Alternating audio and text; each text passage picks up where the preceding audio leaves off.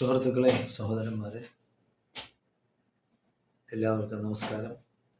അപ്പോൾ ഇന്ന് പുതിയ വാർത്തയുമായിട്ടാണ് ചാനലുകൾ ഇറങ്ങിയിരിക്കുന്നത്. BJPയുടെ സംസ്ഥാന വൈസ് പ്രസിഡന്റ് കൃഷ്ണകുമാറിനെതിരെ ലൈംഗിക പീഡന പരാതി.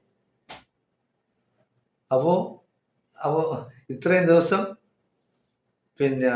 രാഹുൽ മാങ്കൂട്ടത്തിനെതിരെയായിരുന്നു. BJPക്കാർ വിത്തുകാളയും കൊണ്ട് നടക്കുകയായിരുന്നു.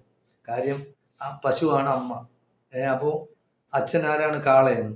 അപ്പോൾ ആ കാളയും കൊണ്ട് നടക്കുകയായിരുന്നു രാഹുൽ മാങ്കൂട്ടത്തിൻ്റെ വീട്ടിലേക്കും VD സതീശൻ്റെ വീട്ടിലേക്കും ഒക്കെ. അപ്പോൾ ആ കാളയെ അവരവിടെ തന്നെ വെച്ചിട്ടുണ്ട്. ഇനിയിപ്പോൾ ഈ കാളയും കൊണ്ട് ഈ കൃഷ്ണകുമാറിൻ്റെ വീട്ടിലോട്ട് പോകേണ്ടി വരും. അടുത്ത് കഴിയാൻ ഒരു മന്ത്രി, CPMൻ്റെ മന്ത്രി ഉണ്ടെന്ന് പറയുന്നു പീഡന പരാതിയായിട്ട്, ഒരു മന്ത്രിക്കെതിരെ.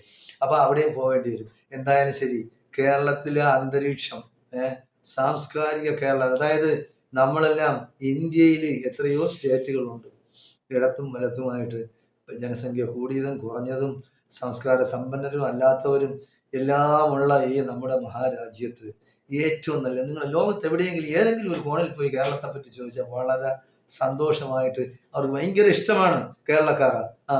എനിക്ക് കേരളക്കാർ ഇഷ്ടമാണ്. അവർ വൃത്തിയായിട്ട് ഡ്രസ്സ് ചെയ്യും, അവർ രാവിലെ കുളിക്കും, അങ്ങനെ ചെയ്യും, ഇങ്ങനെ ചെയ്യും, അവരുമായിട്ട് ഇടപെടാൻ കൊള്ളാം, കച്ചടയില്ല, അക്രമത്തിനും മറിച്ച് ഇടപാടിനും പോവില്ല, അവരവരുടെ കാര്യം നോക്കി അവർ നടക്കുന്നതാണ്. അപ്പോൾ അത് എല്ലാം മാറ്റി മറിക്കുകയാണ് ചാനലിലൂടെ വരുന്നത്. കുറേ തെമ്മാടിത്തരം, കുറേ കണ്ടിത്തരം പറയുന്ന ചാനലുകാർക്ക് എങ്ങനെയെങ്കിലും രക്ഷപ്പെടണം.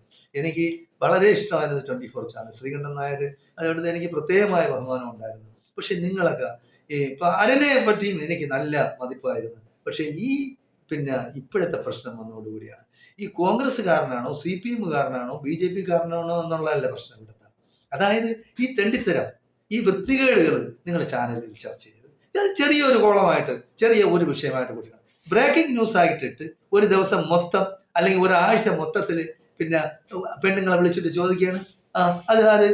രാഹുൽ മാങ്കൂട്ടം അല്ലേ? എന്ത് പറയാത്ത എന്താണ്? പേര് പറയാ എന്താണ്?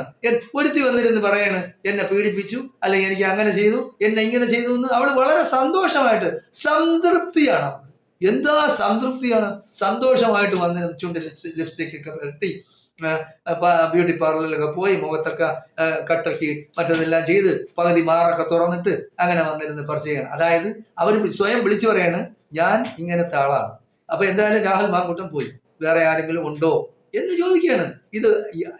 ഇതൊക്കെ എന്ന് പറയുന്നത് വൃത്തികെട്ട ഒരു വ്യവസായമാണിത്. ഇത് നിങ്ങൾ മനസ്സിലാക്കാത്തത്? നമ്മുടെ പാരമ്പര്യം ഇതാണ്, കേരളത്തിന്റെ പാരമ്പര്യം ഇതാണ്. പണ്ട്